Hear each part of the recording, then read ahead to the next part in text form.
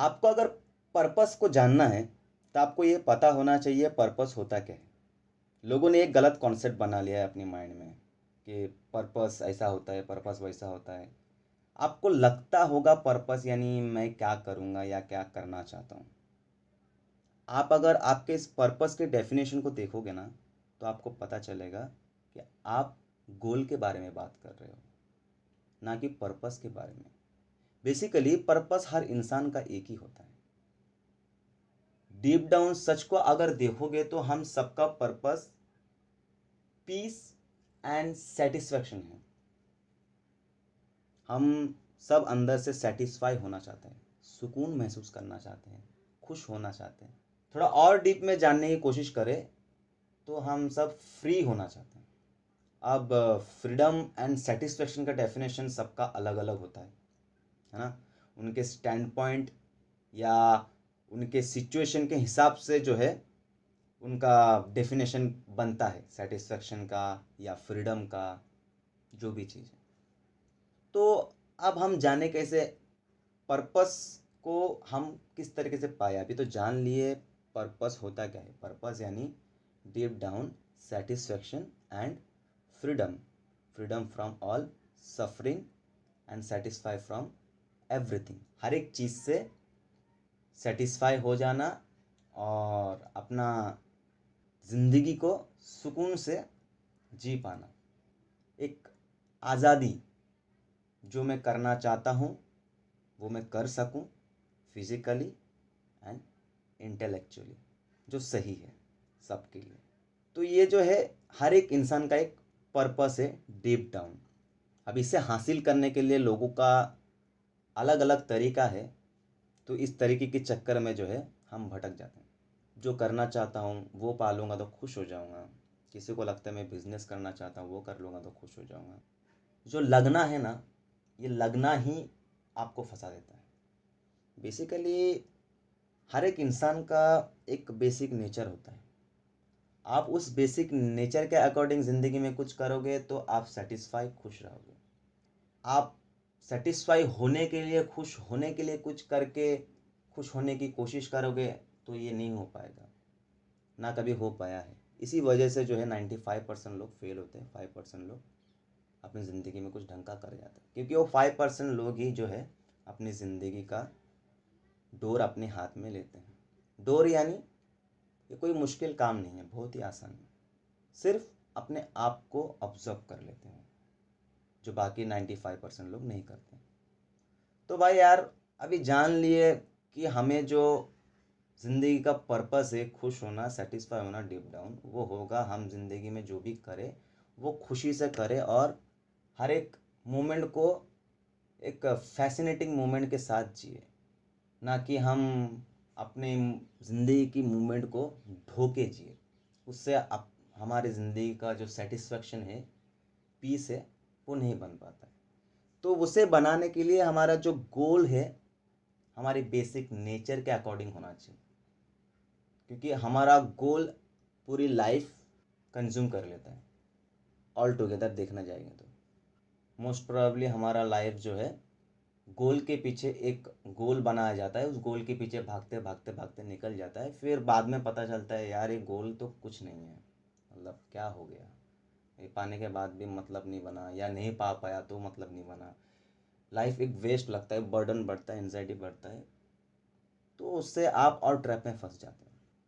तो यार आपको अगर अपनी ज़िंदगी की इस पर्पस को अगर पाना है ना, तो आपका बेसिक नेचर को जानना बहुत ज़रूरी है।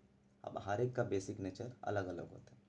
बेसिक नेचर बनता है, एक होता है जेनेटिकल प्रभाव रहता है आपका, एक जेनेटिकल हाथ रहता है इसमें, जो आपको उस चीज़ को करने के लिए बायोलॉजिकली आपको हेल्प मिलता है, जो भी आप करना चाहते हो। तो आपको जानना है आपका बायोलॉजिकल स्ट्रॉन्ग पॉइंट क्या है और आपका नेचुरल बिहेवियर, बेसिक नेचर क्या है लाइफ को जीने का। तो इसे पता करने के लिए आपको तो पहले एक जगह टिक कर बैठना है सुकून से, और देखना है लाइफ की सारी एक्सपीरियंसेस को, जहाँ तक आपको याद है। और आप उन उन एक्सपीरियंसेस को देखो जिन एक्सपीरियंसेस में आप इन्वॉल्व थे, खुश थे और कोई एफर्ट नहीं लगाए, बट वो बढ़िया है।